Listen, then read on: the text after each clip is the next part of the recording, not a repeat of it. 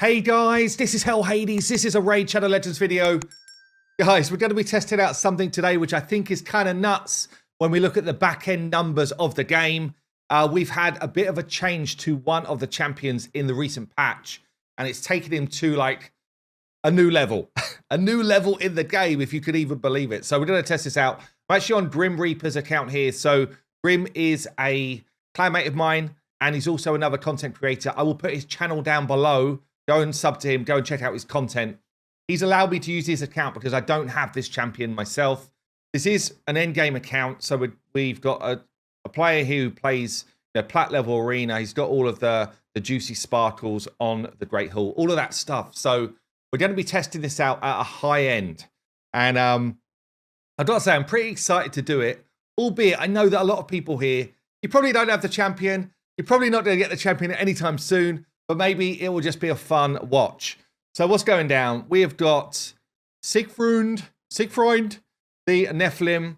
If we check out the info on the patch, basically here, it says SIEGFRUND. So he had his A1 damage multiplier increased. He had his A2 damage multiplier increased.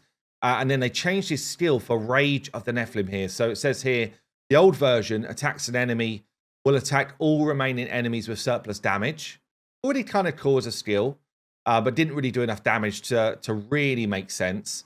The new version, though, is like, whoa, ignores 50% target's defense and then attacks all remaining enemies. This change here, the ignore defense, that alone is like a colossal damage increase because if he kills someone, he does the surplus damage to everyone else. And this gives him such a high chance of killing someone, ignoring 50% defense before you then put on things like lethal gear or savage gear and use things like Helm Smasher. So you basically get to the point where you're basically ignoring all defense, which is nuts for any champion. That's nuts for any champion. But then when they go and say, well, you know what? Plus, let's increase the multipliers. Now we're going to see some damage. So we're going to see what this can do on Grim's account today. And they've also got here a skill change for Stay the Blade, where he has now got this kind of like block damage mechanic as well. So just to be clear, let's go over his skills. A1 double hitter, first hit transfers all debuffs to a target. The second hit increases the duration of debuffs. This is actually awesome as well for longer fights. Yeah, if you're talking like hard dragon, if you want to put a poisoner in there with him, it extends the poisons up. Clan boss, obviously, Hydras type stuff.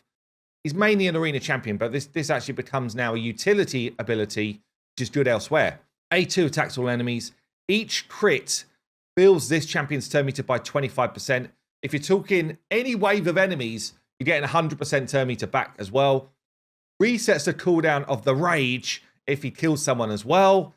Resets the cooldown of all of this champion's skills if he kills 2 or more. So you can actually cycle the ability over and over. We're going to test this in... I guess we'll test it in like Nightmare Campaign or something. But imagine Doom Tower waves, just like getting this back over and over again if it's nuking people down. It's pretty cool. Then got the A3 then. So this is the ignore 50% defense skill. Fully heals if he kills someone with the initial hit. Well, he should do if he's built right. And this is only on a 3-turn anyway. And then we've got here the passive for this form. If this champion's about to be killed by a fatal hit, places block damage on this champion for 2 turns, then heals, and he transforms into his other form whenever the last living ally is killed. Okay, so the idea is he gets block damage on himself. If the whole team was about to be nuked, he gets block damage on him, everyone else goes down, he flips form, and then he kind of turns into the support version of himself, and he could come in and do like a full revive on his team whilst putting block damage out on the whole team. It's pretty damn awesome. He's got a cleanse and a heal here. He's got an AoE with some healing based on damage, a bit like a Bad L, but on some. And then he's got decreases damage taken from skills by 20%. So this form is basically like the last resort. Your team's got wiped. You thought you were okay, but you weren't. He flips form, gets the whole team back up. He's got to stay in this form for a little bit, but you want him back in his other form as soon as possible because that's where all the damage is coming from. So let's just run through what's going down here. So Grim's built him in lethal gear. So lethal's giving us that extra ignore defense ability.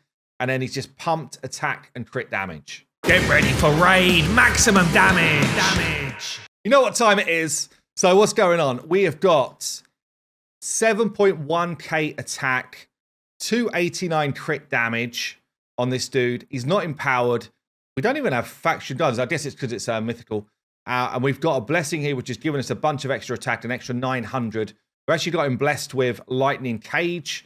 And then we've got Helm Smasher and the normal damage masteries. So we're in our normal damage test phase, stage 20 of Dragon. I've got the usual squad on Grim's account, which is awesome. So we're able to do the normal tests that I would do here. Increase attack, drop defense and weaken on the enemy. Poisons on them, Bad L buff, poisons on us, Gerp Tuck buff. And let's go in with the A1 first. Slow this down. A1, base form. We've got like a couple of 100k. It's actually not too crazy. Okay, then let's test out the A2. This is the one that gets you your turn meter back and a reset if we kill stuff. A2. Oh, about 360k. Okay, then this is the big one. So the A3, ignoring defense. Apothecary, how you feeling? 480. Was that 2 mil? Was that 2 mil? I think we just done 2 million damage. So whack back. Oh man, everyone's taking an absolute dive. So what we're going to do, we'll let this play through on Dragon, and then we will test him in a couple of areas before we get him into some arena shenanigans. But flipping heck, that is some insane damage on waves right there with that A3. What was that? 280 on the Dragon. I think that was for his A2. Couple 100k, increasing the debuffs on the Dragon as well. Which, when you get to like later level stuff, is actually kind of useful. Oh, the 500k smack against the Dragon. Is he enemy max HP here? What the hell? Oh man, the damage numbers are juicy. Okay, we may as well test him on Nightmare 12.6. I know there'll be people in the comments saying, if you've got this dude, there's no way you'd need to do this. Actually, if you've got a fast farmer for Nightmare 12.6, for some of those like champion training events, it's huge. Like, it's actually massive. So this is no joke. Oh man, put it on ×1 speed. I have to run it again. Almost kills. Nukes. This is Nightmare. Nukes on Nightmare. That's 11 seconds when I had a slow start. Hold on. Bam. Oh my God. This is Nightmare campaign. What's that? 8 seconds. Wow. That is insanity right there. Just blowing them up. He's just blowing everyone up. Whop. Out comes the big lightsaber. Flipping heck. Okay. 8-second Nightmare campaign. Chilling through the Nightmare campaign waves. It's actually ridiculous. I'll be honest, I thought let's just pick a high-level Doom Tower wave and show him off. And I see that Grim's already got this team set up. So we're just going to let it run. I don't even know what this team is going to do, but there's a lot of high-powered, crazy champions in the squad here. So I figured let's just see what happens. We get the drop defense and weaken out. He slams in with some big old damage. Oh, he's cleared the wave. He's absolutely just cleared the wave. Flipping heck, that is some crazy work at this sort of level. I guess, actually, I'm thinking about it now. He was doing normal Doom Tower, so I'm guessing this is the team he's using to do normal. But I've been interested to see, actually, just because of this metamorph thing. I've not seen it happen yet. So picks everyone back up. They've all got block damage on. Does he just come back to his normal form eventually? Or does he now just think, I'm the healer dude, I'll let Baron do my work? He still does high damage on his A1, honestly, in Form 2. That's a big old hit in Form 2 right there.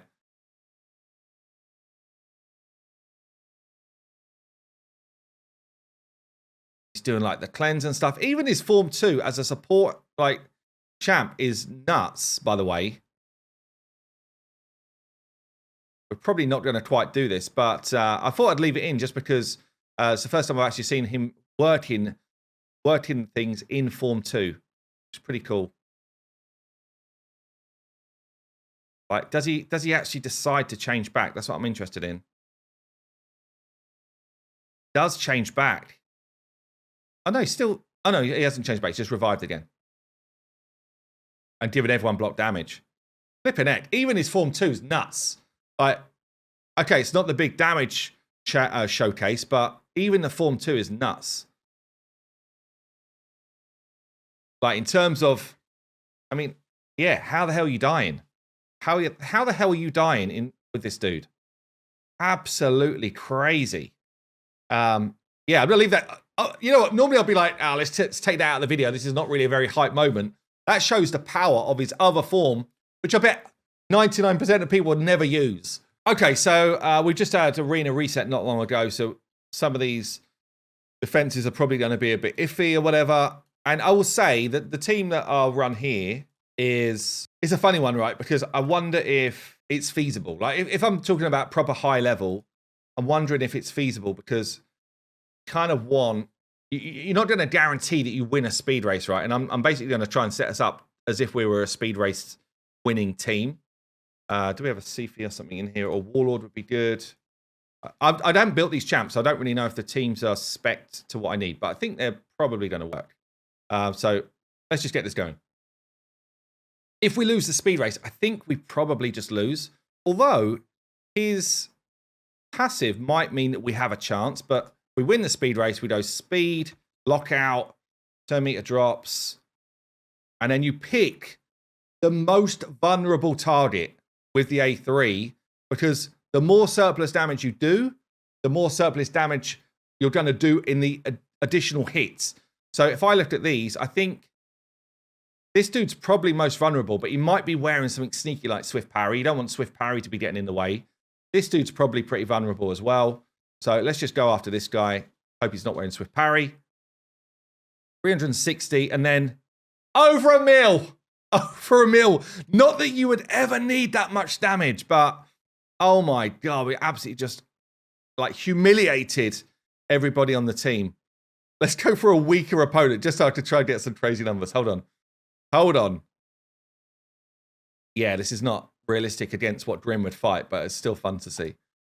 Drop defense and weaken. Not that we really need it. Even she's killing stuff. Flipping heck. Let's just go after you. 440. 2 mil!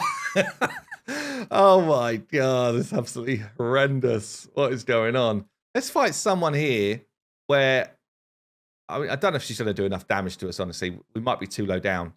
But I'm just curious if she comes after us, if we would still just win the fight because of his other form. So I'm not going to lock out. Let's just push someone's turn meter back. Am I going to get enough turns here? Maybe. Yeah, they've taken over. Might mean we just get nuked. I'm just interested to see what happens if we do get nuked. He's killing everyone anyway. Just push you back. So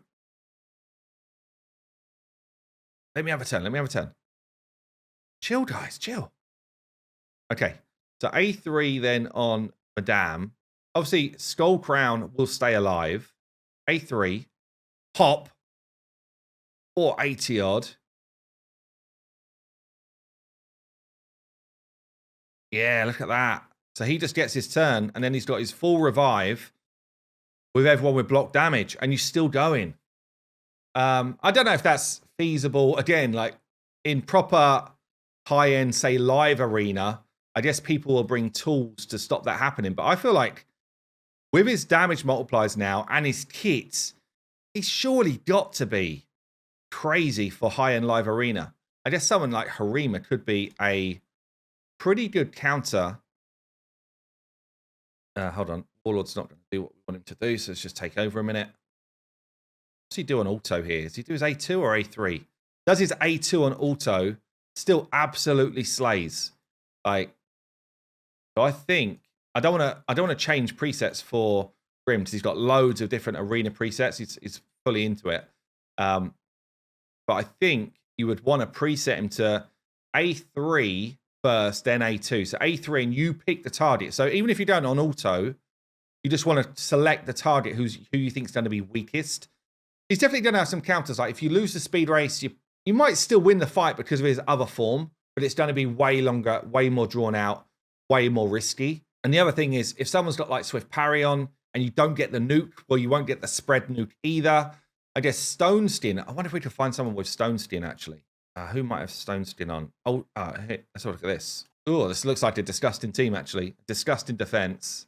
Yeah, Stone Stin's across the board. Okay, so this is the question. Do we have enough damage to kill like someone like a Python here? Do we land this first? We do not. So he's resisted that.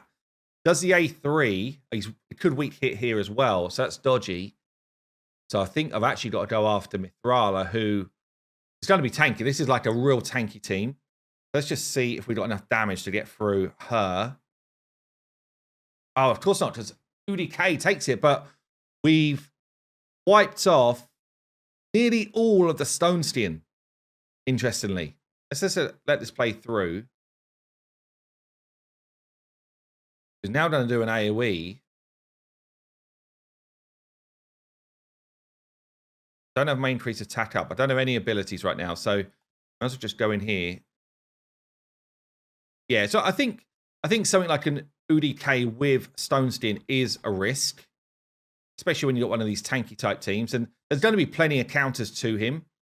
But look at that. It's just like, I don't care about taking damage right now. All I want to do is wreck someone. And if I go after her, it's going to hit UDK anyway. So I guess I'll go after him. But if it weak hits, again, he's quite a big counter because of the weak hits as well. Yeah, look, nothing. Nothing. Also, we've got like so many buffs on right now that it's countering us as well, honestly. There's a lot of things in this team which are directly the counter to SIEGFRUND here.